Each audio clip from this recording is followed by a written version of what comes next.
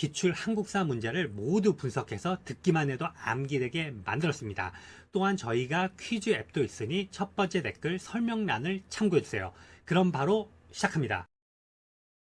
천리장성, 삼국 고구려 후기. 천리장성에 대해 알아볼게요. 천리장성은 고구려가 쌓은 아주 긴 성벽이에요. 고구려는 수나라와 당나라의 침입을 여러 차례 겪으면서 북쪽 국경을 튼튼히 지켜야겠다고 생각했어요. 그래서 631년 영유왕 때부터 공사를 시작해서 647년 보장왕 때 완성했어요. 무려 16년이나 걸린 대공사였죠. 천리장성은 요동 지역의 부여성에서 시작해서 동쪽으로 쭉 이어져 바레만 근처까지 뻗어 있었어요. 이름처럼 천리, 그러니까 약 400km가 넘는 아주 긴 성벽이었답니다. 이 성을 쌓게 된 가장 큰 이유는 당나라의 위협 때문이에요. 당시 당나라는 중국을 통일하고 강대국으로 떠오르고 있었거든요. 고구려는 수나라를 물리친 경험이 있었지만 새로 등장한 당나라도 언제든 쳐들어올 수 있다고 판단했어요. 실제로 당태종은 고구려를 정복하려는 야심을 품고 있었고 결국 645년에 고구려를 침공했어요. 천리장성은 이런 당나라의 침략에 대비하기 위해 쌓은 방어시설이었던 거예요. 당시 천리장성 축조를 총괄한 인물은 연개소문이에요. 그는 망리지라는 최고 관직에 오른 실력자였는데 이 대규모 공사를 지휘하면서 자신의 권력 기반도 더욱 튼튼히 다졌답니다. 석굴암 본존불, 통일신라 중기. 석굴암 본존불에 대해 이야기해 볼게요. 석굴암은 통일신라 시대인 751년에 김대성이 만들기 시작한 인공 석굴 사원이에요. 경주 토암산 중턱에 자리 잡고 있어요. 김대성은 불국사도 함께 지었는데 불국사는 현세의 부모를 위해, 석굴암은 전생의 부모를 위해 지었다고 전해져요. 석굴암의 가장 중심에는 본존불이 앉아 있어요. 이 본존불은 석가모니불로 항마촉지인이라는 손모양을 하고 있어요. 항마촉지인은 부처님이 마귀를 물리치고 깨달음을 얻는 순간을 표현한 거예요. 오른손을 무릎 아래로 내려 땅을 가리키는 모습이에요. 석굴암 본존불은 화강암을 깎아서 만들었는데 얼굴 표정이 온화하고 신체 비례가 완벽해서 통일신라 불교 조각의 최고 걸작으로 꼽혀요. 석굴암은 자연 동굴이 아니라 돌을 쌓아서 인공적으로 만든 석굴이라는 점이 특별해요. 천장은 돔 형태로 되어 있고 입구부터 본존불까지 직사각형의 전실과 원형의 주실로 구성되어 있어요. 과학적인 설계 덕분에 습기 조절이 자연스럽게 이루어졌어요.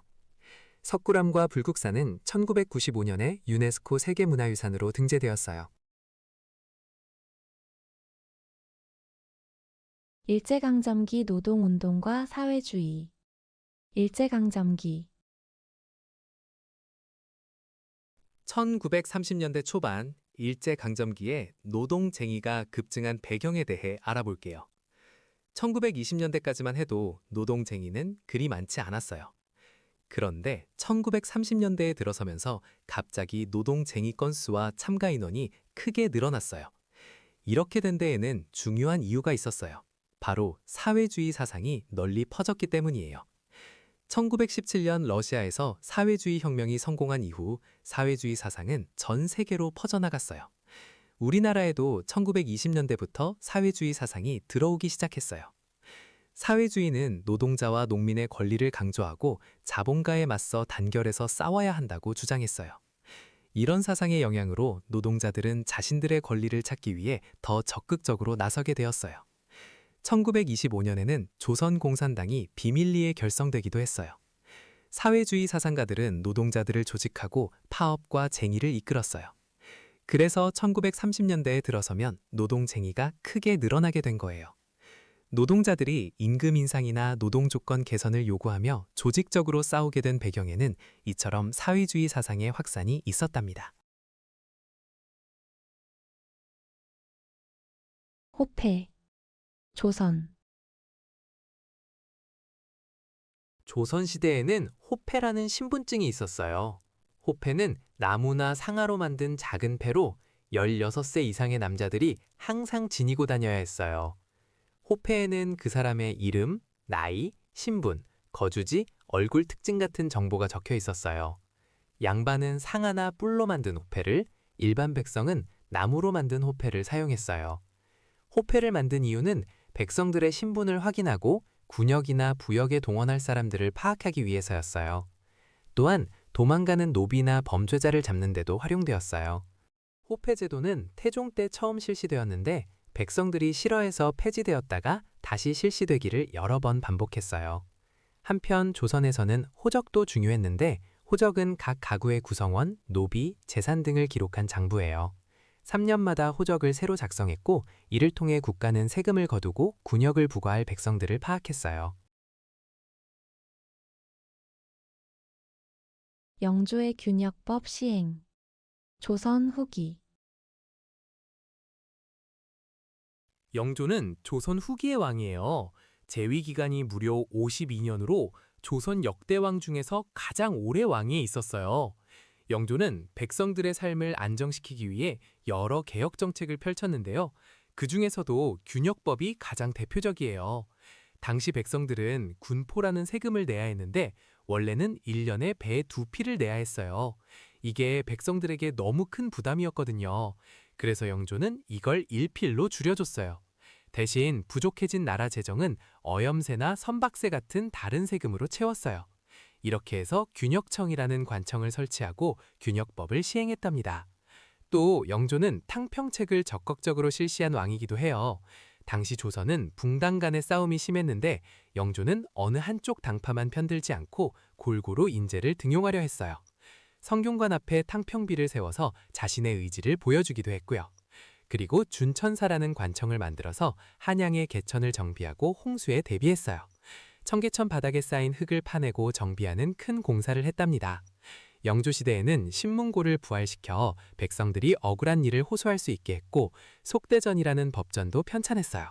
사형수에 대해서는 3번 심리하는 삼심제를 엄격히 적용해서 억울한 죽음을 막으려 했고요. 문화적으로는 동국문헌 비고라는 백과사전식 책을 편찬하기도 했어요. 조선의 육조와 중앙정치기관. 조선. 조선시대 중앙정치체제에 대해 알아볼게요. 조선은 나라를 체계적으로 운영하기 위해 여러 기관을 두었어요. 가장 중요한 기관은 의정부예요. 의정부는 영의정, 좌의정, 우의정, 3명의 정승이 모여 국가의 중요한 일을 논의하고 결정하는 곳이에요. 그리고 실제 행정 업무는 육조에서 담당했어요. 육조는 이조, 호조, 예조, 병조, 형조, 공조 6개의 부서를 말해요. 각각 맡은 일이 달랐어요. 이조는 관리의 인사를 담당했어요. 누구를 어떤 관직에 임명할지 결정하는 중요한 일을 했지요. 호조는 나라의 재정과 세금을 관리했어요. 전국에서 거둔 세금을 정리하고 나라 살림을 꾸렸어요. 예조는 외교와 교육, 과거시험 같은 의례적인 일을 맡았어요. 병조는 군사와 국방을 담당했어요. 군대를 관리하고 외적의 침입에 대비하는 일을 했지요. 형조는 법률과 재판을 담당했어요. 범죄자에게 어떤 벌을 줄지 결정했어요. 공조는 토목공사나 수공업을 관장했어요. 또한 승정원이라는 기관이 있었는데 이곳은 왕의 비서기관이에요. 왕의 명령을 전달하고 문서를 관리했어요. 의금부는 왕명을 받아 중죄인을 다루는 특별사법기관이었지요. 독립협회. 근대 대한제국. 독립협회에 대해 알아볼게요. 독립협회는 1896년 7월에 서재필을 중심으로 창립된 단체예요. 서재필은 갑신정변에 참여했다가 미국으로 망명했던 인물인데 다시 조선에 돌아와서 독립협회를 만들었어요. 독립협회는 크게 2가지 방향으로 활동했어요. 첫째는 자주 국권운동이에요. 외국 세력의 간섭에 반대하고 조선의 자주 독립을 지키려고 했어요. 대표적으로 만민공동회를 개최해서 많은 사람들이 모여 나라의 중요한 문제를 논의했어요. 특히 러시아가 저령도라는 곳을 조차해달라고 요구했을 때 독립협회는 이를 강력히 규탄했어요. 조차란 땅을 빌려달라는 것인데 사실상 영토를 빼앗으려는 것이나 마찬가지였거든요. 둘째는 의회 설립운동이에요. 백성들의 의견이 정치에 반영되도록 하려고 했어요. 관민공동회를 열어서 관리와 백성이 함께 모여 논의했고 헌의 6조를 채택해서 개혁안을 제시하기도 했어요. 하지만 보수 세력의 반발로 1898년에 강제 해산당하고 말았어요.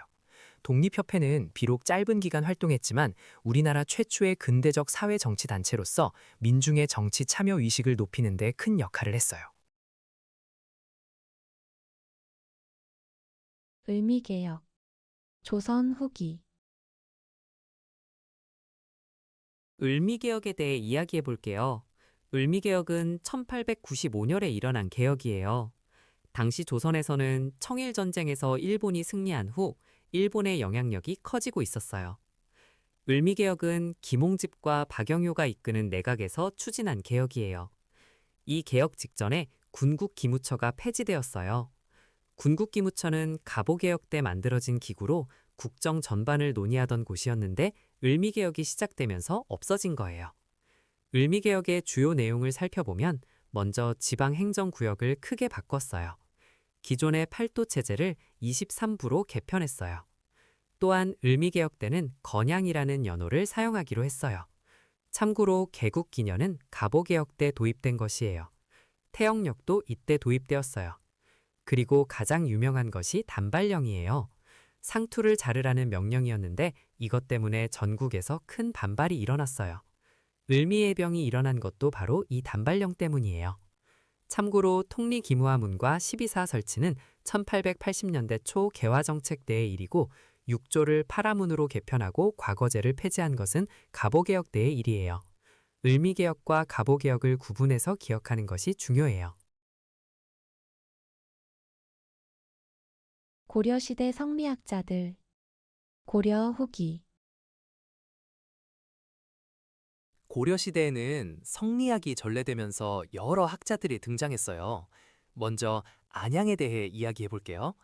안양은 고려 충렬엄 때 원나라의 사신으로 갔다가 주자학, 즉 성리학을 처음으로 우리나라에 들여온 인물이에요. 그래서 안양을 우리나라 성리학의 시조라고 부르기도 해요. 그는 유학교육을 진흥시키기 위해 서막전이라는 장학기금을 마련하기도 했어요. 다음으로 이재현이 있어요. 이재사는 고려 후기의 대표적인 성리학자로 만권당에서 원나라 학자들과 교류하면서 학문을 깊이 연구했어요. 만권당은 원나라 수도 연경에 있던 학문 교류의 장소였어요. 이색은 이재현의 제자로 성균관을 순수한 유학교육기관으로 개편하는 데 힘썼어요. 그는 정몽주, 권근, 길제 등 많은 제자를 길러냈어요.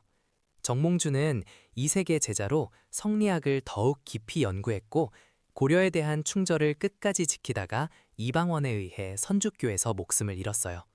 정도전 역시 이색의 제자였지만 정몽주와 달리 새 왕조 건설에 참여해서 조선 건국의 설계자가 되었어요. 그는 불교를 비판하는 불시잡변을 저술하고 재상 중심의 정치를 주장했어요. 월지. 통일신라 중기. 월지는 통일신라 시대에 만들어진 인공 연못이에요. 원래 이름은 월지인데 조선시대에 폐허가 되어 기러기와 오리가 날아든다고 해서 안압지라고 불리기도 했어요. 경주 반월성 동쪽에 위치해 있고 신라 문무왕 때인 674년에 궁궐 안에 연못을 파고 산을 만들어서 화초를 심고 진귀한 새와 짐승을 길렀다는 기록이 있어요. 월지는 동궁, 그러니까 태자가 머무는 궁궐과 함께 사용되었어요. 그래서 나라에 경사가 있거나 귀한 손님을 맞을 때 이곳에서 연회를 베풀었다고 해요. 1975년에 준설 공사를 하면서 연못 바닥에서 엄청나게 많은 유물이 쏟아져 나왔어요.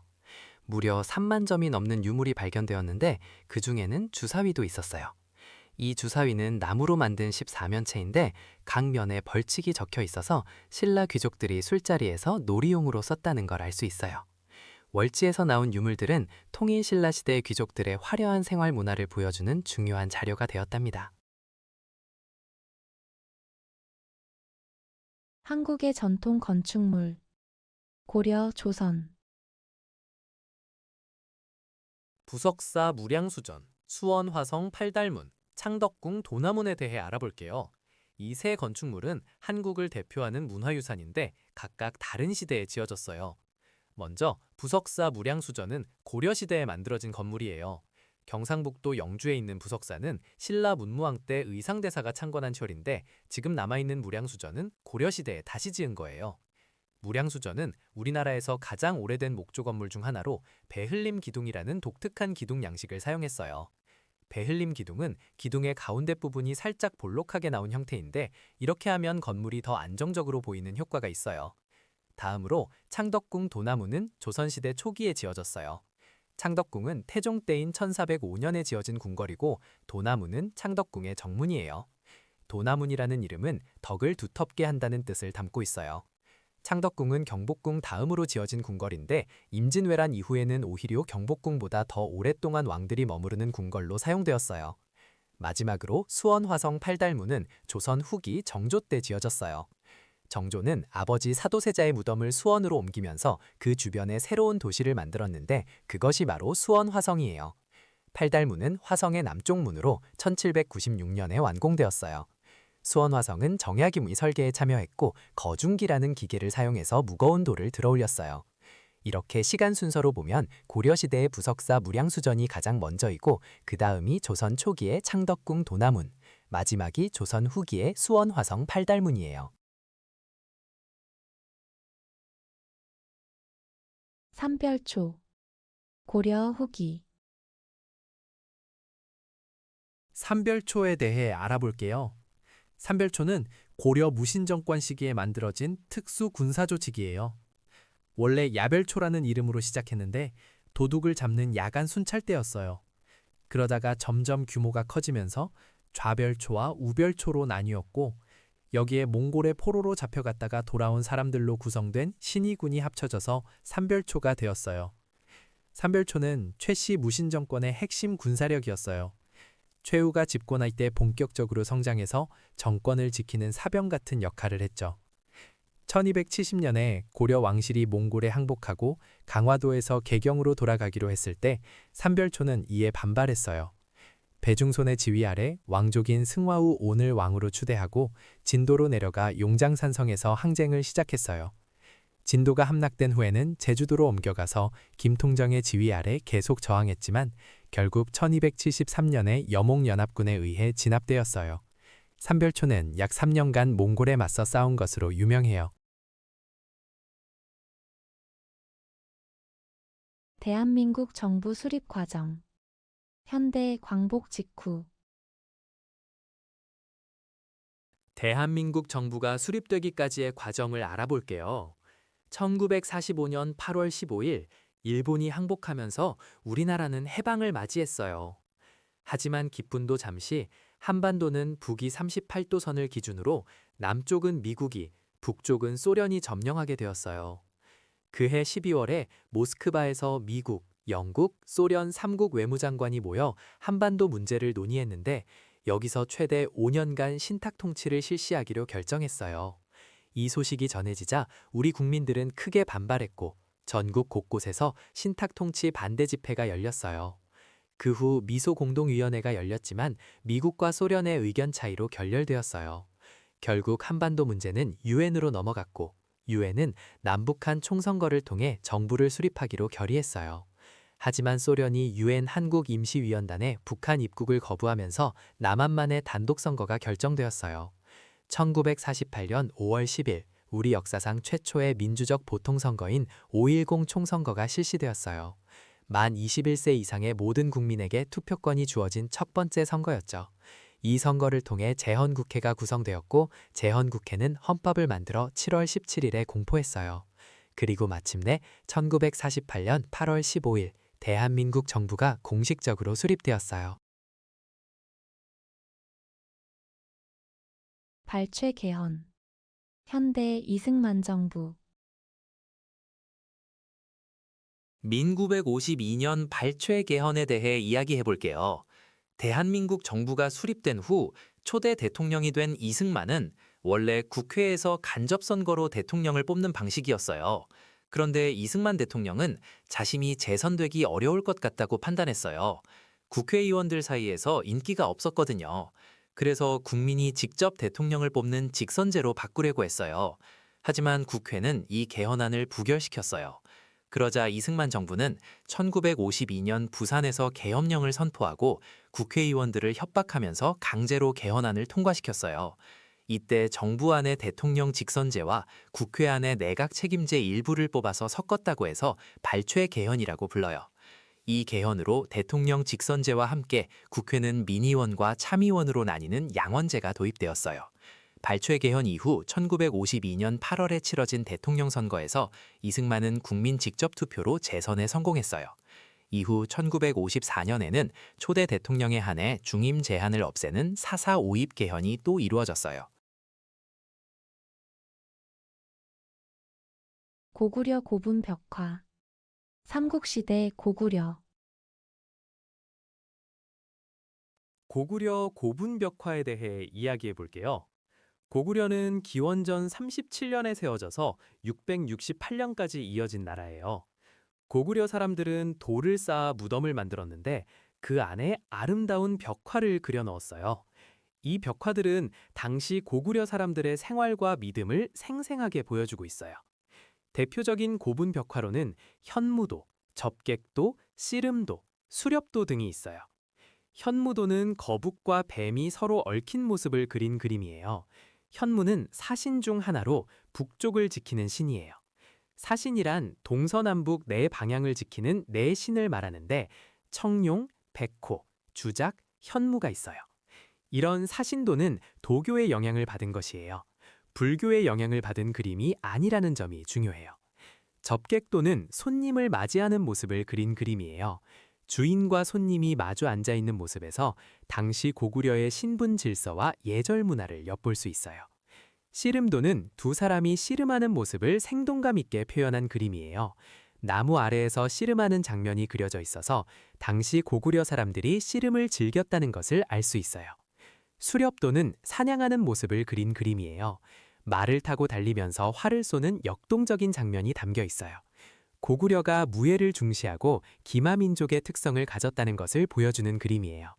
이러한 고분 벽화들은 주로 굴식 돌방무덤에 그려졌어요. 굴식 돌방무덤은 옆으로 굴을 파서 들어가는 구조의 돌방무덤을 말해요. 고구려 고분 벽화는 유네스코 세계문화유산으로 등재되어 있을 만큼 인류의 소중한 문화유산이에요.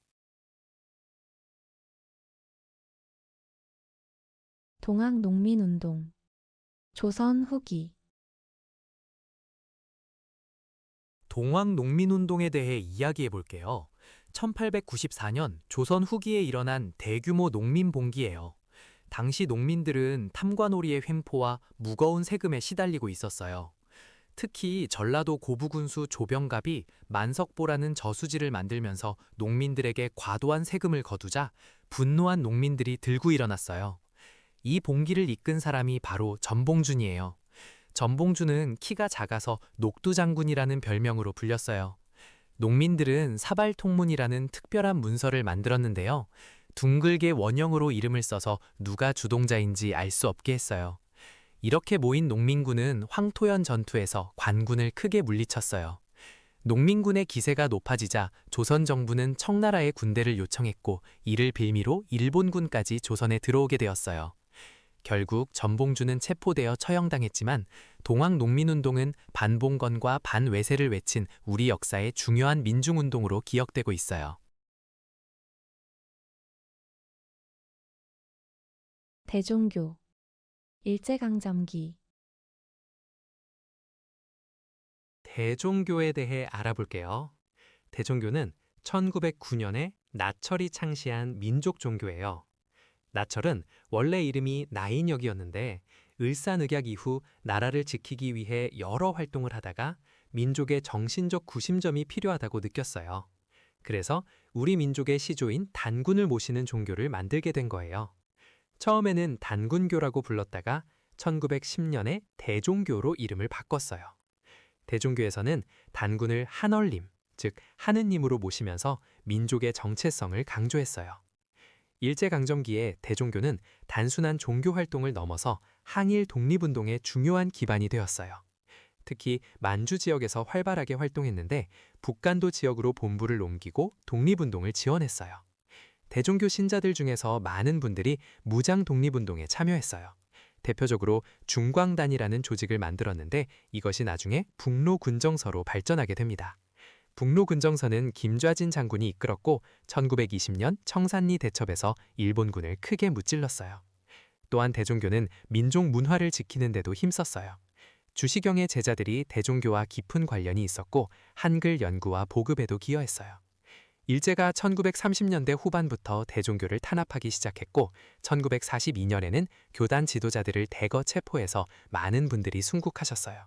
이것을 이모교변이라고 해요. 대종교는 민족 종교로서 독립운동과 민족 정신 수호에 큰 역할을 했던 종교예요. 창씨개명 일제강점기 후기 일제강점기에 일본은 우리 민족의 정체성을 말살하려는 정책을 폈어요. 그 중에서도 가장 가슴 아픈 정책 중 하나가 바로 창씨개명이에요. 창씨개명은 1940년에 시행되었는데 우리 민족 고유의 성과 이름을 일본식으로 바꾸도록 강요한 정책이에요. 창씨는 일본식 시를 만든다는 뜻이고 계명은 이름을 바꾼다는 뜻이에요. 예를 들어 김씨성을 가진 사람이 가네야마나 긴다이 같은 일본식 성으로 바꾸게 된 거예요. 일제는 이 정책이 자발적이라고 했지만 실제로는 창씨개명을 하지 않으면 학교 입학이나 취직에서 불이익을 주었기 때문에 사실상 강제나 다름없었어요. 이 정책은 1937년 중일전쟁 이후 민족말살 통치가 본격화되면서 시행되었어요. 같은 시기에 일제는 우리말 사용을 금지하고 일본어만 쓰도록 강요했으며 신사참배를 강요하고 황국신민서사를 암송하게 하는 등 다양한 민족말살 정책을 펼쳤어요. 내선일체라는 구호 아래 조선인을 일본인으로 동화시키려 했던 거예요.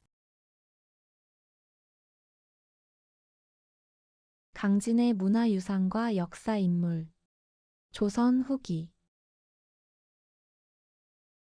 강진 무이사는 전라남도 강진군에 있는 아름다운 절이에요. 이 절에는 극락전이라는 건물이 있는데요. 극락전 안에는 아미타 삼존 벽화가 그려져 있어요.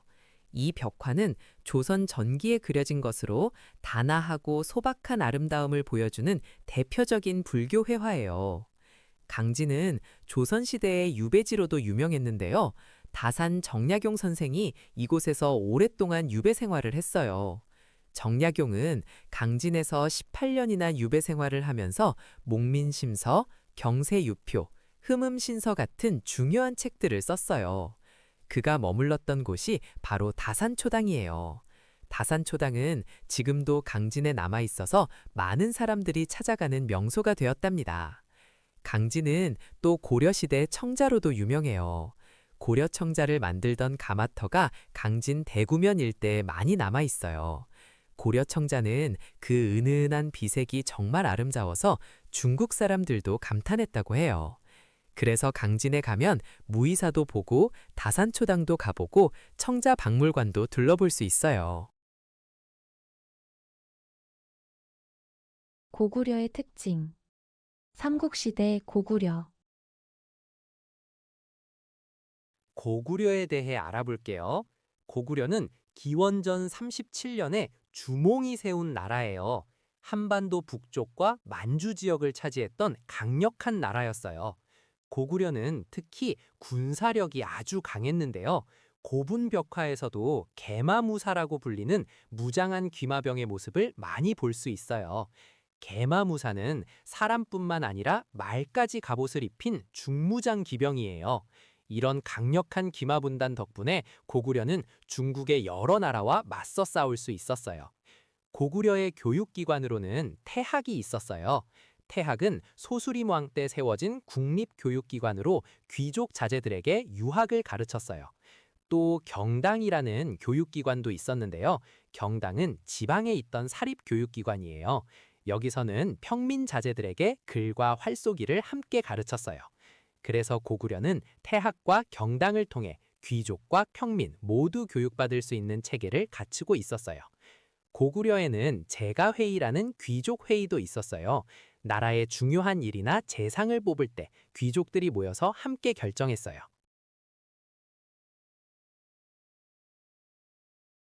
인천의 역사 삼국시대 근대 현대 인천은 한국 근현대사에서 아주 중요한 도시예요. 먼저 고대 역사를 살펴보면 백제를 세운 온조왕의 형 비류가 이곳에 터를 잡았다고 해요. 당시에는 미추홀리라고 불렸어요. 비류는 온조와 함께 고구려에서 남쪽으로 내려왔는데 온조는 한강 유역의 위례성에 자리 잡았고 비류는 바닷가인 미추홀을 선택했어요. 하지만 미추홀은 땅이 습하고 농사짓기 어려워서 결국 비류는 실패하고 말았어요. 그래서 인천의 옛 이름이 미추홀인 거예요. 이제 근대로 넘어가 볼게요. 1876년 조선은 일본과 강화도 조약을 맺었어요. 이 조약으로 부산이 먼저 개항했고 그 다음 원산이 열렸어요. 그리고 1883년에 인천이 세 번째로 개항했어요. 개항 이후 인천은 외국 문물이 들어오는 관문 역할을 했어요. 제물포라는 이름으로도 불렸는데 이곳에 각국의 조개지가 설치되면서 국제적인 항구 도시로 성장했어요. 또한 인천은 2014년에 제17회 아시아 경기대회를 개최한 도시이기도 해요. 이처럼 인천은 고대부터 현대까지 한국 역사에서 중요한 역할을 해온 도시랍니다. 승정원, 조선, 승정원은 조선시대 왕명의 출납을 담당하던 관청이에요. 쉽게 말해서 왕의 비서실 같은 것이라고 생각하면 돼요. 왕이 내리는 명령을 신하들에게 전달하고 신하들의 보고를 왕에게 올리는 일을 했어요. 승정원의 수장은 도승지라고 불렀고 그 아래로 좌승지, 우승지, 좌부승지, 우부승지, 동부승지까지 총 6명의 승지가 있었어요. 그래서 승정원을 육승이라고 부르기도 했답니다. 승정원에서는 매일 국정의 중요한 일들을 기록했는데 이것을 승정원 일기라고 해요. 승정원 일기는 조선시대 왕실과 국정 운영의 생생한 기록으로 현재 유네스코 세계 기록유산으로 등재되어 있어요. 흥선대원군 시기인 1870년에는 은대조례라는 책이 편찬되었는데 은대는 승정원의 별칭이에요. 이 책에는 승정원의 업무 처리 기정이 자세히 정리되어 있어요. 참고로 조선시대 왕명 출납을 담당한 기관으로는 고려시대에 중추원이 있었고 조선 건국 후 승정원으로 이름이 바뀌었어요. 궁예, 묘청, 이성계의 활동과 시대 순서, 고려 중기, 궁예, 묘청, 이성계. 이 세 인물은 고려시대와 조선 건국을 이해하는데 정말 중요한 사람들이에요. 먼저 궁예에 대해 이야기해 볼게요. 궁예는 신라 말기에 활동했던 인물이에요. 당시 신라는 중앙정부의 힘이 약해지면서 지방에서 호족이라고 불리는 세력가들이 힘을 키우고 있었어요. 궁예는 이런 호족 세력을 모아서 901년에 후고구려를 세웠어요. 나중에 나라 이름을 패봉으로 바꾸기도 했죠. 궁예는 스스로를 미륵불이라고 칭하며 강력한 왕권을 추구했어요. 하지만 점점 포악해지면서 신하들의 반발을 샀고 결국 918년에 왕건에게 쫓겨나게 되었어요. 왕건은 궁예를 몰아내고 고려를 세웠습니다. 다음은 묘청이에요. 묘청은 고려 중기 인종 때 활동한 승려예요. 그는 풍수지리서를 내세우며 서경, 지금의 평양으로 수도를 옮기자고 주장했어요. 당시 고려는 이자겸의 난 이후 왕권이 약해져 있었는데 묘청은 서경 천도와 함께 금나라를 정벌하자는 북진 정책을 주장했어요. 하지만 개경에 기반을 둔 김부식 등 문신 귀족들이 반대했고 결국 묘청은 1135년에 서경에서 반란을 일으켰어요. 나라 이름을 대위라고 하고 연호도 새로 정했죠. 하지만 김부식이 이끄는 관군에 의해 1년여 만에 진압되었어요. 마지막으로 이성계예요.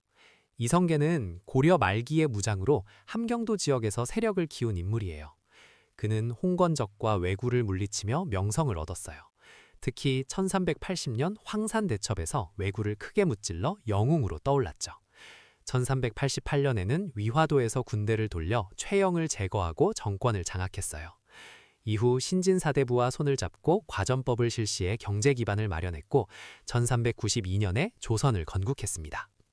정리하면 궁예가 후삼국 시대를 연 것이 가장 먼저이고 묘청의 난은 고려 중기인 1135년에 일어났으며 이성계의 위화도 해군은 고려 말기인 1388년에 있었어요. 시간 순서로 보면 궁예, 묘청, 이성계의 순서가 되는 거예요. 세조의 6조 직계제. 조선 정기. 세조는 조선의 7대 왕이에요. 그는 조카인 단종을 몰아내고 왕위에 오른 인물이죠. 세조는 왕권을 강화하기 위해 여러 가지 정책을 펼쳤어요. 그중 가장 대표적인 것이 바로 6조 직계제예요. 원래 조선 초기에는 의정부 서사제라는 것이 있었어요. 이건 6조에서 올라오는 업무가 의정부를 거쳐서 왕에게 보고되는 방식이에요. 의정부는 영의정, 좌의정, 우의정으로 이루어진 최고 행정기관이죠. 그런데 이 방식은 의정부의 권한이 강해지고 왕의 권한은 상대적으로 약해질 수 있었어요. 세조는 이걸 바꿔서 6조 직계제를 시행했어요. 6조 직계제는 6조의 업무가 의정부를 거치지 않고 바로 왕에게 직접 보고되는 방식이에요. 이렇게 하면 왕이 모든 국정을 직접 장악할 수 있게 되죠. 세조는 이 외에도 집현전을 폐지하고 경연도 자주 열지 않았어요. 경연은 신하들이 왕에게 유교 경전을 강의하는 자리인데 이를 통해 신하들이 왕을 견제할 수 있었거든요. 또한 세조는 호패법을 실시해서 백성들을 더 철저하게 파악하려 했고 직전법을 시행해서 현직 관리에게만 토지를 지급하도록 했어요. 진울의 정예결사와 정예쌍수. 고려 중기. 진울은 고려 시대의 승려예요. 그는 무신 정권 시기에 활동했는데 당시 불교계가 타락하고 부패해 있는 것을 보고 개혁을 추진했어요. 진울은 정예결사라는 수행 공동체를 만들었어요. 정예결사는 조계산 송광사를 중심으로 승려들이 모여 참선과 수행에 전념하자는 운동이었어요. 진울이 주장한 핵심 사상은 정해쌍수예요. 정해쌍수란 선과 교를 함께 닦아야 한다는 뜻이에요. 선은 참선을 통해 마음을 닦는 것이고 교는 경전을 공부하는 것인데 진울은 이 둘을 따로 떼어놓지 말고 함께 수행해야 한다고 강조했어요. 또한 진울은 도노점수도 주장했어요. 도노점수란 먼저 깨달음을 얻고 나서 점차 수행을 쌓아간다는 뜻이에요. 진울은 보조국사라는 시호를 받았기 때문에 보조국사라고도 불려요. 그는 고려 불교를 새롭게 정비하고 조계종의 기틀을 마련한 중요한 인물이에요. 신해통공과 조선 후기 상업 발달. 조선 후기. 신해통공은 조선 정조 때 실시된 상업 정책이에요. 정조는 1791년에 신해통공을 시행했는데요. 이 정책의 핵심은 유기전을 제외한 시전상인들의 금난전권을 폐지한 거예요. 금난전권이란 시전상인들이 자기들만 특정 물건을 팔 수 있도록 허락받은 독점 판매권이었어요. 이 특권 때문에 일반 상인들은 장사를 제대로 할 수가 없었죠. 정조는 이런 특권을 없애서 누구나 자유롭게 상업활동을 할 수 있게 해준 거예요. 덕분에 난전이라고 불리던 자유상인들이 활발하게 활동할 수 있게 되었어요. 조선 후기에는 상업이 크게 발달했는데요. 대표적인 사상으로는 송상, 만상, 경강상인 등이 있었어요. 송상은 개성을 중심으로 활동하며 인삼무역으로 큰 부를 쌓았고요. 만상은 의주를 중심으로 청나라와의 무역을 담당했어요. 경강상인은 한강을 중심으로 미곡과 소금 등을 운송하며 성장했어요. 또한 보부상이라고 해서 물건을 이고 지고 전국을 돌아다니며 장사하는 상인들도 활발히 활동했어요. 이 시기에는 전국 각지에 장시가 열려서 5일마다 정기적으로 사람들이 모여 물건을 사고 팔았어요. 이처럼 조선 후기는 상공업이 발달하고 화폐 경제가 성장한 시기였던디다. 안승과 보덕국. 통일신라 초기.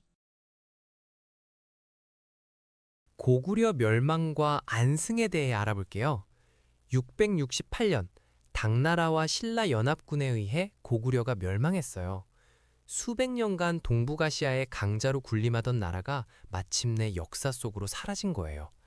하지만 고구려 유민들은 쉽게 포기하지 않았어요. 멸망 후에도 고구려를 되살리려는 움직임이 계속됐답니다. 그 중심에 안승이라는 인물이 있었어요. 안승은 고구려 왕족 출신이었어요. 고구려가 멸망한 뒤 유민들을 이끌고 부흥운동을 펼치던 건모잠이라는 장수가 있었는데요. 그가 안승을 왕으로 추대했어요. 하지만 내부 분열이 생겨서 안승은 결국 신라로 망명하게 돼요. 신라 문무왕은 안승을 따뜻하게 맞아들였어요. 670년에 안승을 고구려 왕으로 책봉하고 금마저라는 지역에 머물게 했어요. 금마저는 지금의 전라북도 익산 지역이에요. 이곳에 보덕국이라는 나라를 세우게 해준 거예요. 신라 입장에서는 고구려 유민들의 마음을 얻고 당나라를 견제하는 데 활용하려는 목적이 있었어요. 나중에 신문왕 때 보덕국은 반란을 일으켰다가 진압되고 안승은 신라 왕실에 편입되어 김씨성을 받았어요. 발해의 건국과 발전. 고대 남북국 시대. 발해는 고구려가 멸망한 뒤 대조영이 세운 나라예요. 698년에 동모산에서 건국했는데 처음에는 진이라고 불렀다가 나중에 발해로 이름을 바꿨어요. 발해는 고구려를 계승한 나라답게 강한 군사력과 넓은 영토를 가졌고 중국에서는 발해를 해동성국이라고 불렀어요. 해동성국이란 바다 동쪽의 번성한 나라라는 뜻으로 그만큼 발해가 강성했다는 걸 보여주는 표현이에요. 발해의 수도는 상경 용천부였는데 당나라의 수도 장안성을 본떠서 만들었어요. 외성과 내성, 궁성으로 이루어진 계획도시였답니다. 발해는 당나라, 일본 등 주변 나라들과 활발하게 교류했어요. 특히 일본과는 여러 차례 사신을 주고받으며 친선관계를 유지했어요. 발해의 문화는 고구려의 전통을 바탕으로 당나라 문화를 받아들여 독자적인 발전을 이뤘어요. 온돌장치나 석 등 이불병좌상 같은 유물에서 고구려의 영향을 찾아볼 수 있어요. 발해는 926년 거란의 침입으로 멸망할 때까지 약 230년간 존속했어요. 신라 문무왕과 신문왕. 고대 통일신라 전기. 신라 통일기에는 문무왕과 신문왕이라는 두 명의 중요한 왕이 있어요. 먼저 문무왕에 대해 이야기해 볼게요. 문무왕은 삼국 통일을 완성한 왕이에요. 백제를 멸망시키고 고구려까지 무너뜨려서 마침내 삼국을 하나로 통일했어요. 문무왕은 죽어서도 나라를 지키겠다는 강한 의지가 있었어요. 그래서 유언으로 자신을 동해바다에 장사 지내달라고 했어요. 바다의 용이 되어 왜구로부터 신라를 지키겠다는 뜻이었지요. 그의 아들 신문왕은 아버지의 뜻을 받들어 동해 바닷가에 가문사라는 절을 세웠어요. 682년의 일이에요. 가문사 금당 아래에는 바다에서 용이 된 아버지가 드나들 수 있도록 특별한 통로를 만들어 두었다고 해요. 신문왕은 왕권을 크게 강화한 왕이에요. 김음돌이라는 귀족이 반란을 일으켰는데 신문왕은 이 난을 진압하고 귀족 세력을 약화시켰어요. 또한 관료들에게 노급 대신 관료전을 지급했어요. 노급은 귀족들이 토지와 농민까지 지배할 수 있어서 귀족의 힘이 너무 강해지는 문제가 있었거든요. 그래서 신문왕은 노급을 폐지하고 관료전만 지급해서 왕권을 더욱 튼튼하게 만들었어요. 국학을 설립해서 유학교육도 장려했답니다. 태종의 업적과 정책. 조선 전기. 조선 제3대 왕 태종에 대해 알아볼게요. 태종은 이성계의 다섯째 아들인 이방원이에요. 그는 아버지 이성계가 조선을 건국하는데 큰 공을 세웠어요. 특히 정몽주를 선주교에서 제거한 것으로 유명해요. 그런데 태조 이성계는 막내 아들인 이방석을 세자로 삼았어요. 이에 불만을 품은 이방원은 1398년에 왕자의 난을 일으켰어요. 이 과정에서 정도전과 이방석 등을 제거하고 권력을 잡았어요. 이후 1400년에 제2차 왕자의 난을 통해 형 이방감마저 물리치고 왕위에 올랐어요. 태종은 왕권을 강화하기 위해 여러 정책을 펼쳤어요. 먼저 사병을 혁파해서 모든 군사력을 국가가 관리하도록 했어요. 개인이 군대를 가지면 반란의 위험이 있으니까요. 또한 호패법을 실시했어요. 호패는 지금의 주민등록증 같은 거예요. 16세 이상의 남자들에게 나무나 뿔로 만든 패를 차고 다니게 해서 신분을 확인하고 인구를 파악했어요. 이렇게 하면 세금을 거두거나 군대에 동원할 때 편리했어요. 태종은 또한 육조 직계제를 실시해서 왕이 직접 육조를 관할하도록 했어요. 의정부의 권한을 약화시켜 왕권을 강화한 거예요. 신덕왕후 강씨는 태조의 계비였는데 태종은 그녀가 자신의 세자측봉을 막았다고 여겼어요. 그래서 즉위 후 신덕왕후의 능인 정능을 도성 밖으로 옮겨버렸어요. 방정환과 어린이 운동. 일제강점기. 방정환은 일제강점기에 어린이 운동을 이끈 인물이에요. 1899년 서울에서 태어났고 어린이를 하나의 독립된 인격체로 존중해야 한다고 주장했어요. 당시에는 어린이를 어른의 부속물처럼 여기는 시대였는데 방정환은 이런 생각을 바꾸려고 노력했어요. 1921년에는 천도교 소년회를 창립했어요. 천도교는 동학에서 발전한 종교인데 방정환은 이 종교의 정신을 바탕으로 어린이 운동을 펼쳤어요. 1922년에는 어린이날을 제정했어요. 처음에는 5월 1일이었다가 나중에 5월 5일로 바뀌었어요. 1923년에는 잡지 어린이를 창간해서 어린이들에게 동화와 동요를 들려주었어요. 방정환은 어린이라는 말 자체를 널리 퍼뜨린 사람이기도 해요. 안타깝게도 1931년에 33세 젊은 나이로 세상을 떠났어요. 짧은 생애였지만 한국 어린이 운동의 선구자로 기억되고 있어요. 블라디보스토크 독립운동. 근대 일제강점기. 블라디보스토크는 러시아 연해주에 있는 도시예요. 이곳은 일제강점기 시절 우리 독립운동가들이 모여 활동했던 아주 중요한 곳이에요. 1910년 일본에게 나라를 빼앗기자 많은 애국지사들이 국내에서 활동하기 어려워졌어요. 그래서 만주와 연해주 같은 해외로 나가 독립운동 기지를 만들었답니다. 블라디보스토크에서는 1911년에 권업회가 결성되었어요. 권업회는 연해주 한인들의 자치기관 역할을 했고 독립운동을 지원했어요. 또 권업신문이라는 신문도 발행해서 동포들에게 민족의식을 일깨웠답니다. 이상설, 이동휘 같은 독립운동가들이 이곳에서 활발하게 활동했어요. 특히 1914년에는 대한광복군 정부가 블라디보스토크에서 조직되기도 했어요. 한인들은 신안촌이라는 마을을 형성해서 살았는데 이곳이 독립운동의 중심지가 되었답니다. 해조신문, 대동공보 같은 한인 신문들도 이 지역에서 발행되었어요. 연해주는 만주와 함께 해외 독립운동의 양대 거점이었고 많은 독립운동 단체들이 이곳에서 조직되어 조국 광복을 위해 힘썼답니다. 독립협회. 근대 대한제국. 독립협회에 대해 알아볼게요. 독립협회는 1896년에 서재필이 중심이 되어 만든 단체예요. 서재필은 미국에서 의사가 되어 돌아온 인물인데요. 나라의 독립을 지키려면 국민들이 애국심과 자주정신을 가져야 한다고 생각했어요. 그래서 독립신문을 창간하고 독립협회를 설립했어요. 독립협회는 청나라 사신을 맞이하던 영은문을 헐고 그 자리에 독립문을 세웠어요. 이것은 중국으로부터의 자주독립을 상징하는 거예요. 또한 독립협회는 만민공동회라는 민중집회를 열어서 러시아의 내정 간섭에 반대하는 활동을 했어요. 하지만 1898년에 고종에 의해 강제로 해산당하게 됩니다. 독립협회가 활동하던 1896년부터 1898년 사이는 대한제국이 선포되기 직전과 직후의 시기였어요.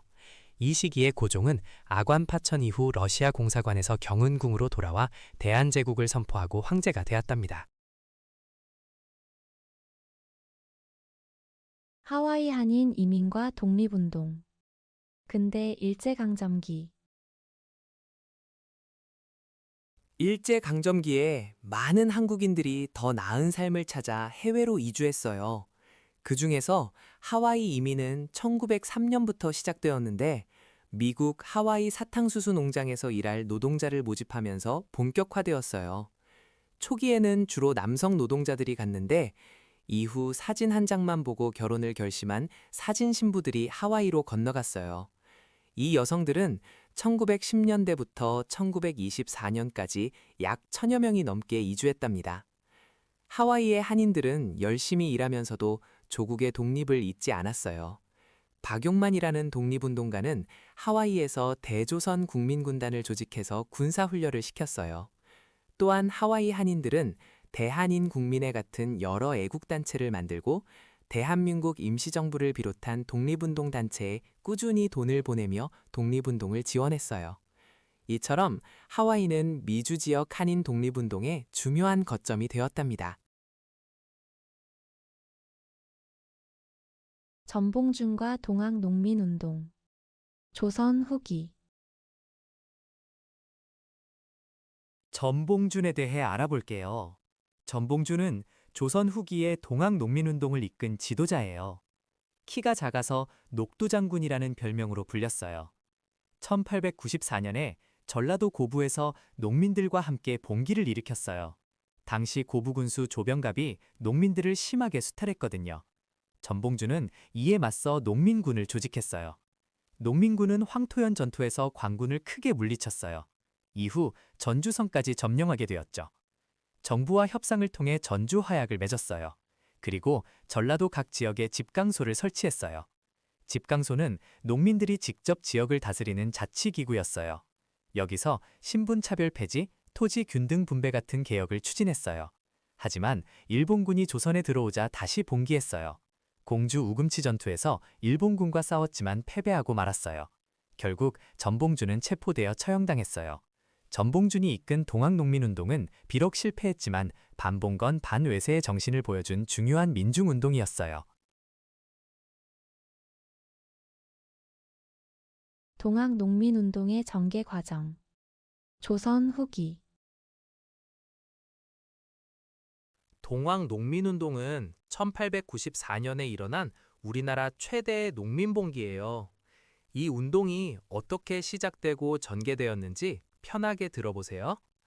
동학농민운동의 시작은 고부밀란이에요. 1894년 1월 전라도 고부군의 군수 조병갑이 농민들을 심하게 수탈했어요. 만석보라는 저수지를 새로 만들면서 농민들에게 과도한 세금을 걷었거든요.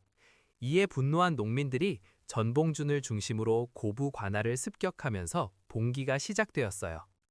그 후 1894년 3월 전봉준은 전라도 무장에서 본격적으로 봉기를 일으켜요. 이때 손아중, 김계남 등과 함께 농민군을 이끌었어요. 농민군은 백산에 모여 4대 강령을 발표했는데 사람을 함부로 죽이지 말 것, 충과 효를 다할 것, 일본 오랑캐를 몰아낼 것, 군대를 이끌고 서울로 들어가 권귀를 없앨 것 등의 내용이었어요. 농민군은 황토현 전투에서 관군을 크게 물리치고 계속 북상하여 전주성까지 점령해요.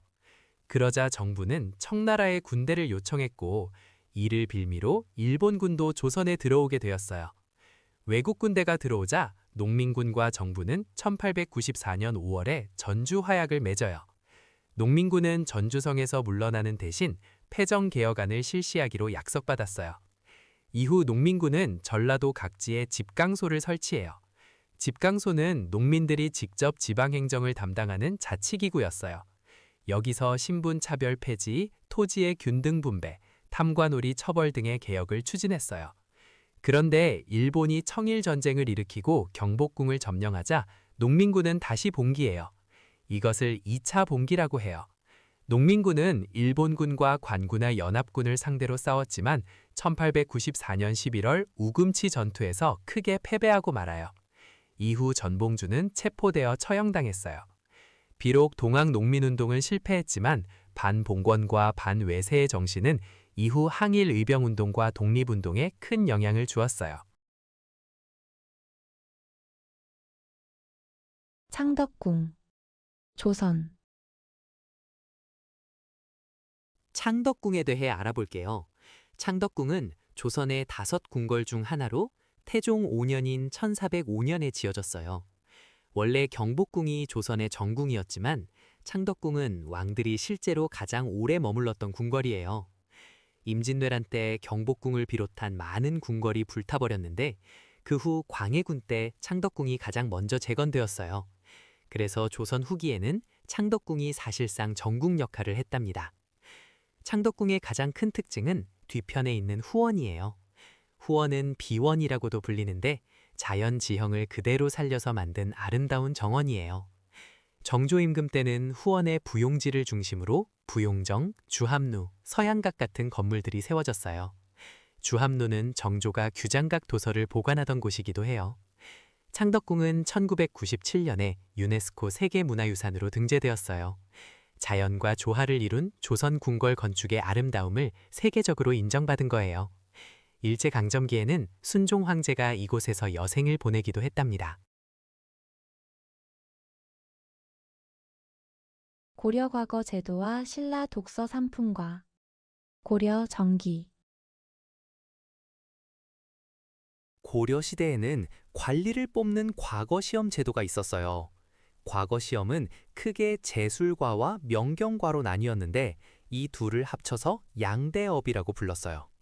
제술과는 시, 부, 송, 시무책 같은 글짓기 실력을 평가하는 시험이에요. 반면 명경과는 유교 경전을 얼마나 잘 이해하고 있는지를 평가했어요.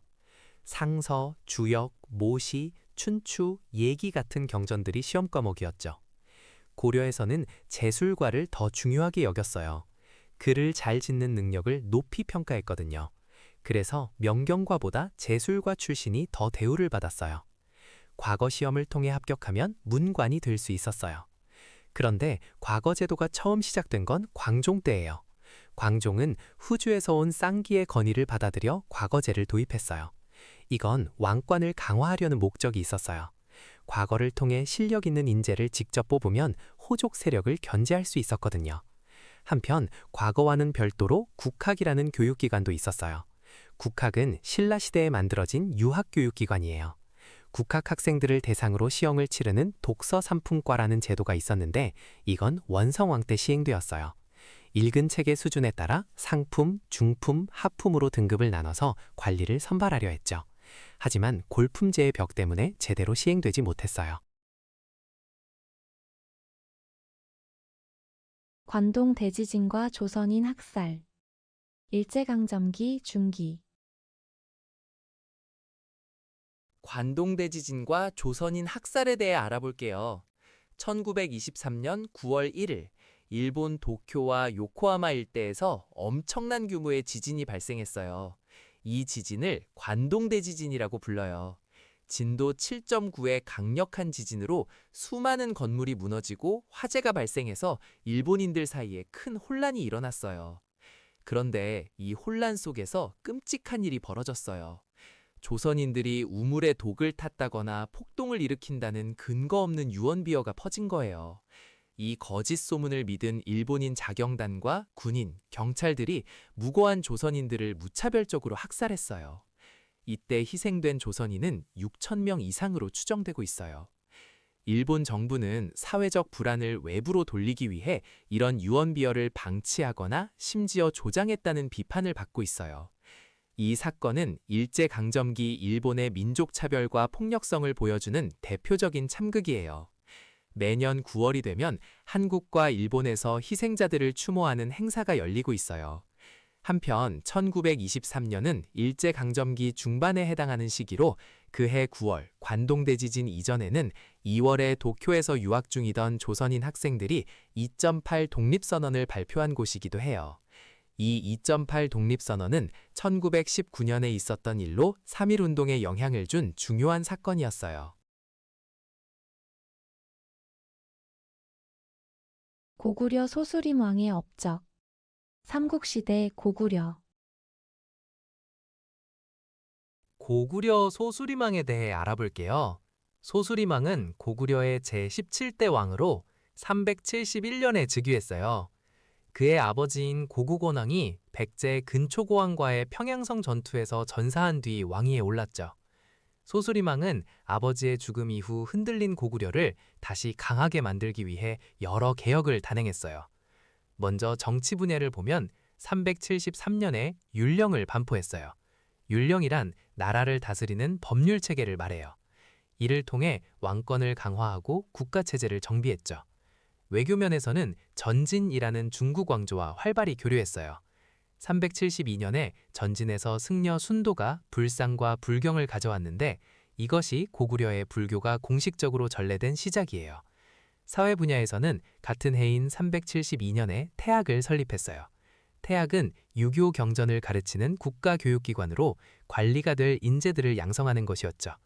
이렇게 소수리망은 율령 반포, 불교 수용, 태학 설립이라는 세 가지 큰 업적을 통해 고구려의 체제를 정비했어요. 이 시기를 고구려 중앙집권 체제가 완성된 때로 보기도 해요. 보조국사 진울. 고려 중기. 진울은 고려시대의 승려예요. 그는 무신정권 시기에 활동했는데 당시 불교계가 많이 타락해 있었어요. 승려들이 권력과 재물에 빠져 본래의 수행 정신을 잃어버린 거죠. 진울은 이런 불교계를 바로잡고 싶었어요. 그래서 수선사라는 결사를 만들었어요.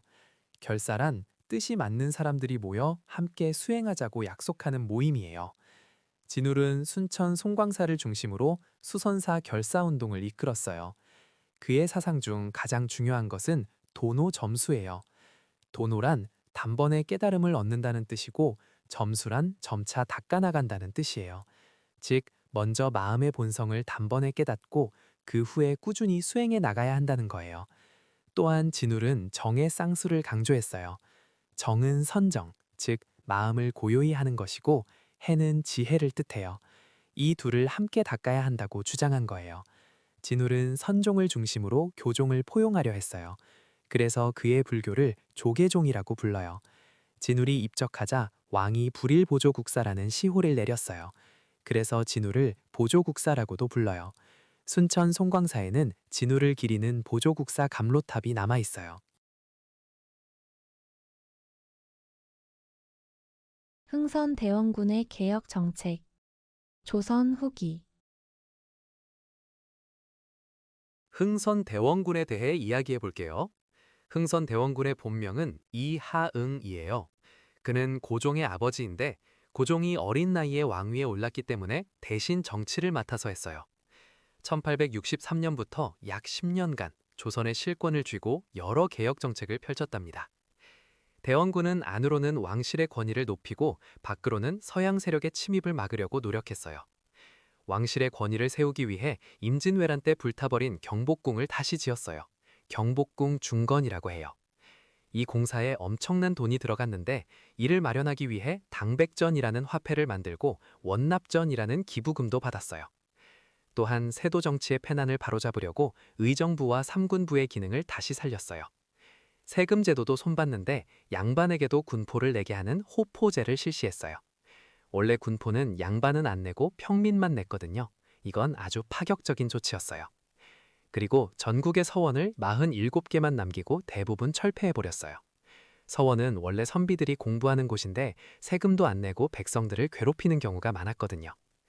대외적으로는 서양과의 통상수교를 거부하는 정책을 폈어요.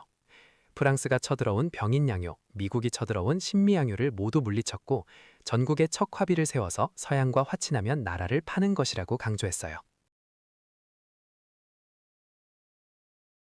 3.1운동. 근대 일제강점기. 3.1운동에 대해 알아볼게요. 1919년 3월 1일, 우리 민족은 일본의 식민 지배에 맞서 대규모 독립만세운동을 일으켰어요. 이 운동의 직접적인 계기가 된 것은 고종 황제의 갑작스러운 죽음이었어요. 당시 많은 사람들이 일제가 고종을 독살했다고 의심했고 이에 분노한 민심이 폭발한 거예요. 고종의 장례일인 인산일에 맞춰 서울에서 독립선언서가 발표되었어요. 민족대표 33인이 태화관에 모여 독립선언서를 낭독했고 같은 시각 탑골공원에서는 학생들과 시민들이 대한독립 만세를 외쳤어요. 이 운동은 서울뿐 아니라 전국 각지로 빠르게 퍼져나갔어요. 농민, 노동자, 학생, 상인 등 모든 계층이 참여한 거족적인 민족운동이었죠. 해외에서도 만주, 연해주, 미주 등지의 한인들이 만세 시위에 동참했어요. 3.1 운동의 결과로 일제는 기존의 무단 통치 방식을 바꿔서 이른바 문화 통치를 실시하게 되었어요. 또한 이 운동을 계기로 대한민국 임시정부가 수립되었고 독립운동이 더욱 조직화되는 중요한 전환점이 되었어요. 임술 농민 봉기. 조선 후기. 임술 농민봉기에 대해 이야기해 볼게요. 1862년 조선 후기 철종 때 일어난 대규모 농민항쟁이에요. 이 봉기는 경상도 진주에서 처음 시작되었기 때문에 진주 농민봉기라고도 불러요. 몰락한 양반 출신인 유계춘이 농민들을 이끌었어요. 당시 농민들은 정말 힘든 상황이었어요. 탐관오리들이 세금을 과도하게 거두면서 백성들의 삶이 너무 어려워졌거든요. 특히 삼정의 문란이 심각했어요. 삼정이란 전정, 군정, 환곡을 말하는데요. 전정은 토지에 매기는 세금이고 군정은 군역 대신 내는 돈이에요. 환곡은 봄에 곡식을 빌려주고 가을에 이자를 붙여받는 제도예요. 이 세 가지가 모두 엉망이 되어서 백성들이 견딜 수 없을 만큼 고통받았어요. 진주에서 시작된 봉기는 전국으로 퍼져나갔어요. 경상도, 전라도, 충청도 등 삼남지방 곳곳에서 농민들이 들고 일어났어요. 정부는 이 문제를 해결하기 위해 삼정이정청을 설치했어요. 삼정의 폐단을 바로잡겠다는 것이었죠. 하지만 근본적인 해결은 이루어지지 않았어요. 참고로 당백전은 흥선대원군 집권기인 1866년에 발행된 화폐예요. 임술 농민봉기는 1862년에 일어났으니 당백전 발행은 이 봉기의 배경이 될 수 없어요.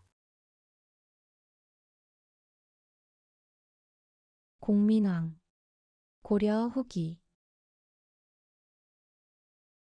공민왕은 고려 제31대 왕이에요. 1351년부터 1374년까지 약 23년간 재위했어요. 공민왕은 원나라의 간섭에서 벗어나기 위해 많은 노력을 기울인 왕으로 유명해요. 먼저 원나라 공주인 노국대장 공주와 결혼했는데 이 결혼은 정략 결혼이었지만 두 사람은 서로 깊이 사랑했다고 전해져요. 공민왕은 반원 자주 정책을 펼쳤어요. 원나라가 세력이 약해지자 기회를 놓치지 않고 원나라 연호 사용을 중단하고 원나라 풍습인 변발과 호복을 금지했어요. 또한 원나라의 내정 간섭 기구였던 정동행성 이문소를 폐지하고 원나라가 설치한 쌍성 총관부를 공격해서 천령 이북의 땅을 되찾았어요. 이때 쌍성 총관부 공략에 공을 세운 사람이 바로 이성계의 아버지 이자춘이에요. 공민왕은 내부적으로도 개혁을 추진했어요. 권문세족의 힘을 약화시키기 위해 전민 변정도감을 설치해서 불법으로 빼앗긴 토지와 노비를 원래 주인에게 돌려주려고 했어요. 또한 신돈을 등용해서 개혁 정치를 펼치기도 했어요. 이륙양행. 근대 일제강점기. 이륙양행에 대해 알아볼게요. 이륙양행은 일제강점기 때 중국 단둥에 있던 무역회사예요. 겉으로는 평범한 무역선박회사처럼 보였지만 사실은 독립운동을 지원하는 비밀기지 역할을 했어요. 이 회사를 운영한 사람은 영국인 조지 쇼라는 분이에요. 조지 쇼는 한국의 독립운동에 깊이 공감해서 자신의 회사를 독립운동가들이 활동할 수 있는 거점으로 내어주었어요. 독립운동가들은 이륙양행을 통해 국내와 연락을 주고받았고 무기를 들여오기도 했어요. 또 독립운동 자금을 모으고 전달하는 통로로도 활용했어요. 김구 선생을 비롯한 많은 독립운동가들이 이륙양행의 도움을 받아 만주와 상하이를 오갈 수 있었어요. 당시 일본의 감시가 심했기 때문에 외국인이 운영하는 회사라는 점이 큰 장점이었어요. 일본 경찰도 영국인 회사를 함부로 수색하기 어려웠거든요. 이렇게 이륙양행은 독립운동의 숨은 조력자 역할을 톡톡히 해냈어요. 고려시대 사회 모습과 여성의 지위. 고려. 고려시대의 사회 모습에 대해 알아볼게요. 고려는 신라와 조선 사이에 있었던 나라로 약 500년간 이어졌어요. 고려 사회는 여러 면에서 조선과 많이 달랐답니다. 가장 눈에 띄는 특징 중 하나는 여성의 지위가 상당히 높았다는 거예요. 고려 시대에는 여성의 재혼이 비교적 자유로웠어요. 남편이 죽더라도 다시 결혼하는 것이 사회적으로 크게 문제되지 않았죠. 또한 재산 상속에서도 아들과 딸을 차별하지 않았어요. 부모의 재산을 자녀들에게 균등하게 나누어 주는 것이 일반적이었답니다. 사위가 처가살이를 하는 경우도 흔했고 아들이 없으면 딸이 제사를 지내기도 했어요. 이런 모습은 조선 후기로 가면서 많이 바뀌게 되는데 조선은 성리학의 영향으로 남성 중심의 가부장적 사회가 되었거든요. 고려의 신분제도도 살펴보면 귀족, 중류층, 양민, 천민으로 나뉘었어요. 하지만 신라의 골품제처럼 혈통에 따라 관직 진출이 엄격하게 제한되지는 않았어요. 과거 시험을 통해 능력으로 관리가 될 수 있는 길이 열려 있었답니다. 고려 사회에서는 향약이 조선처럼 전국적으로 보급되지는 않았어요. 향약은 조선 중기 이후에 본격적으로 시행된 향촌 자치 규약이에요. 대가야의 성장과 멸망. 고대 가야. 대가야에 대해 알아볼게요. 대가야는 가야 연맹체 중 하나로 지금의 경상북도 고령 지역을 중심으로 성장한 나라예요. 가야는 원래 여러 개의 작은 나라들이 모인 연맹체였는데 초기에는 김해의 금관가야가 중심이었어요. 그런데 4세기 후반 고구려 광개토대왕의 남정으로 금관가야가 큰 타격을 받으면서 5세기 이후에는 고령의 대가야가 가야연맹의 새로운 맹주로 떠올랐어요. 대가야는 철 생산과 농업을 바탕으로 크게 성장했고 중국 남조와 교류하면서 국제적으로도 인정받으려 했어요. 하지만 562년 신라 진흥왕 때 이사부가 이끄는 군대의 공격을 받아 멸망했어요. 이때 사다함이라는 젊은 화랑이 종군에서 큰 공을 세웠다고 해요. 대가야의 멸망으로 가야연맹은 완전히 역사 속으로 사라지게 되었고 그 땅은 신라에 편입되었어요. 대가야의 문화는 지산동 고분군에서 출토된 금동관, 토기, 철기 등을 통해 확인할 수 있어요. 금관가야. 고대 가야. 금관가야에 대해 알아볼까요? 금관가야는 낙동강 하류의 김해 지역에 자리 잡은 가야연맹의 맹주국이에요. 건국신화에 따르면 서기 42년에 김수로왕이 구지봉에서 하늘로부터 내려온 금압에서 태어났다고 해요. 이 신화에서 사람들이 구지봉에서 부른 노래가 바로 구지가입니다. 거부가 거부가 머리를 내놓아라. 그러지 않으면 구워 먹겠다는 내용이에요. 금관가야는 철이 풍부해서 철기 생산과 무역으로 크게 번성했어요. 중국, 일본과 활발하게 교류했고 특히 철을 화폐처럼 사용했다고 해요. 김해 대성동 고분군에서는 금관가야 지배층의 무덤이 많이 발견되었는데 덩이쇠와 다양한 철제 무기가 출토되었어요. 수로왕릉은 김수로왕의 무덤으로 전해지는 곳이고 봉황동 유적은 금관가야의 대표적인 생활 유적지예요. 조개더미와 주거지가 발견되어 당시 생활 모습을 알 수 있어요. 파사석탑은 수로왕의 왕비인 허왕옥이 인도에서 가져왔다고 전해지는 탑이에요. 금관가야는 532년 신라 버풍왕 때 신라에 병합되었어요. 마지막 왕인 구형왕이 항복하면서 김해 김씨의 시조가 되었답니다. 독도. 조선 근대 현대. 독도는 우리나라 동쪽 끝에 있는 섬이에요. 울릉도에서 동남쪽으로 약 87km 떨어진 곳에 위치해 있어요. 독도는 동도와 서도 두 개의 큰 섬과 주변의 작은 바위섬들로 이루어져 있답니다. 독도가 우리 땅이라는 역사적 근거는 아주 많아요.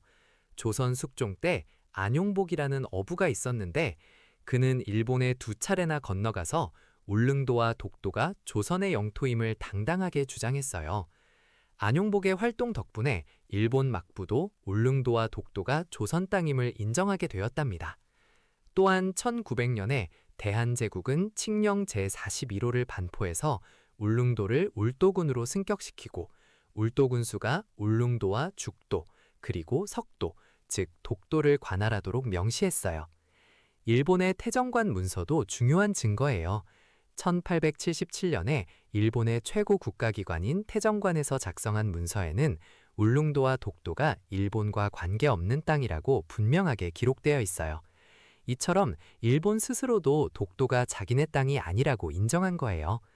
그런데 1905년 러일 전쟁 중에 일본은 독도를 불법으로 자국 영토에 편입시켰어요. 이것은 대한제국의 외교권이 빼앗기기 직전에 혼란한 시기를 틈탄 불법적인 행위였답니다. 한편 영국군이 러시아를 견제하기 위해 점령한 섬은 독도가 아니라 거문도예요. 1885년부터 1887년까지 영국 해군이 거문도를 불법 점령한 사건을 거문도 사건이라고 해요. 이것은 독도와는 전혀 다른 섬에서 일어난 일이에요.